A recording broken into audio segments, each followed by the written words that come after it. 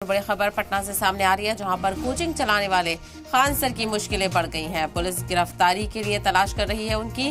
Khan sir आज civil court में surrender कर सकते हैं बताया जा रहा है, तो अग्रिम जमानत मिलने की गुंजाइश नहीं है।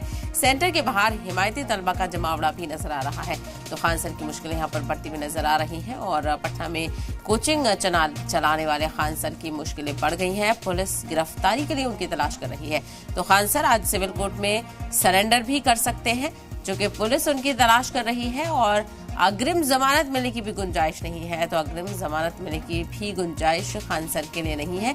इसी के चलते बताते चले कि वो सरेंडर भी कर सकते हैं। और वहीं खान सर की हिमायत में बड़े पैमाने पर तलबा का जमावड़ा देखने को मिल रहा है और उनकी गिरफ्तारी की मुखालफत भी हो रही है।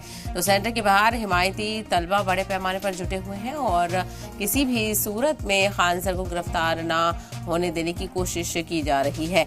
तो खान सर की मुश्किलें बढ़ गई हैं क्योंकि पुलिस उनकी तलाश कर रही है और इसी के चलते आज सिविल कोर्ट में वो सरेंडर भी कर सकते हैं।